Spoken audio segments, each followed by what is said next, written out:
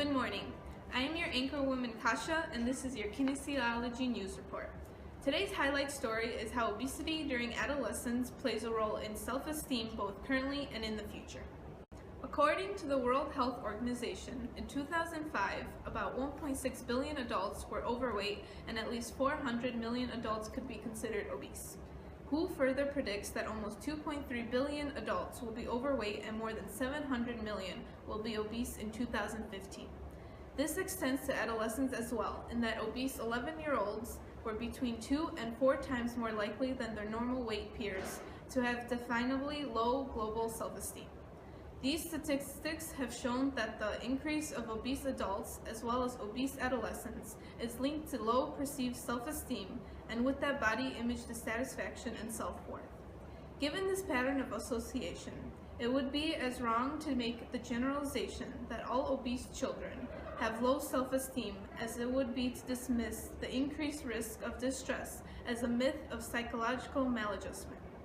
In order to go into greater depth, we have a correspondent, Shoma, standing by in the field to further investigate.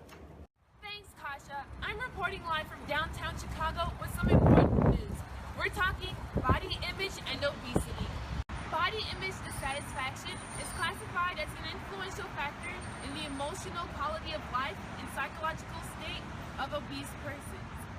In addition, there are other key factors that can play a role, such as race, gender, and socioeconomic status.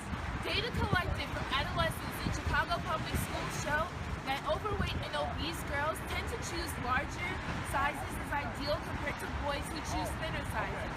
In addition, it has also been reported that African American girls are less likely to report that they are obese compared to their white counterparts. Not only does this indicate variations among gender, race, and culture, but it also shows that African American girls may be more likely to engage in unhealthy habits later down the line. Many are calling for intervention. David Marquez, a professor at the University of Illinois Chicago, suggests that PE courses should be modified to lengthen the time spent doing physical activity during PE classes, as well as engaging students more in overall aspects of PE classes. This is not a quick fix, but many are saying it's a start. Back to you in the studio. Thanks, Shoma. At this moment, we have Molly, a university researcher, on the phone to provide more insight on this topic. Hello, Miss Molly. Hello, thank you for letting me speak today about this important topic. Miss Molly, we were wondering if ethnicity and culture have any relation to body image and obesity. Ethnicity and cultural background has been specifically identified as a significant influence on self-esteem. In Franklin's research, it has been noted in Mexico that child fatness is a sign of health and food treats are indicative of parental caring.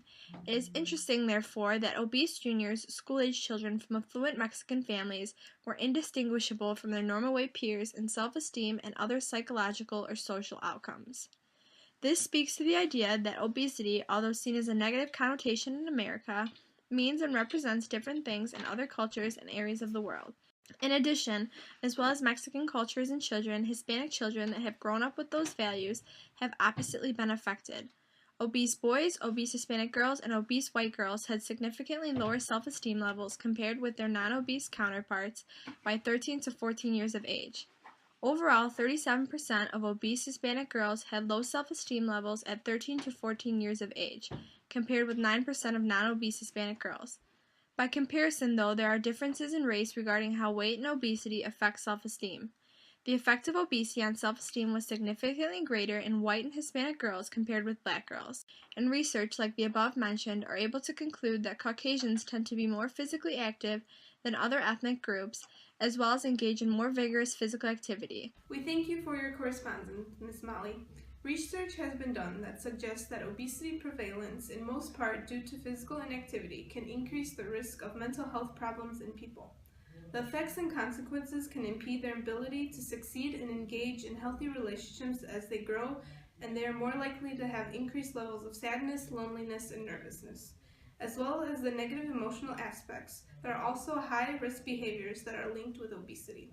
Obese children with falling self-esteem are more likely to engage in high-risk behaviors such as smoking and alcohol consumption. These practices can become learned behaviors or habits that continue to cause problems for these adolescents later down the road.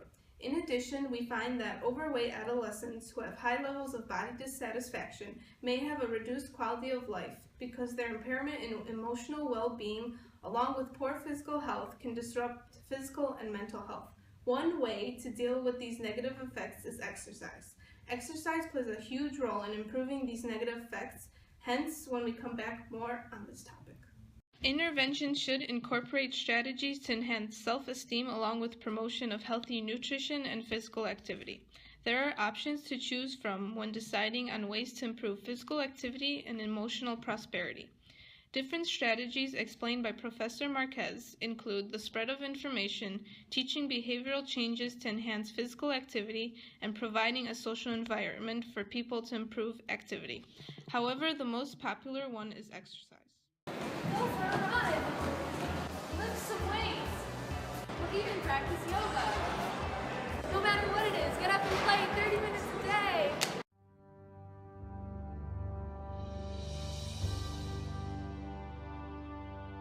And we're back again. We have provided you with much information today about self-esteem and body image. Increase in self-esteem betters psychological well-being. Research shows that self-esteem in obese children and adolescents referred for treatment is lower at higher ages, especially in girls. That may be because girls are bombarded with messages from media and parents that the ideal body is almost impossibly thin. Also, girls having less social engagement have more body dissatisfaction. Hence, women's feelings of self-worth tend to be more influenced by physical attractiveness when compared to men.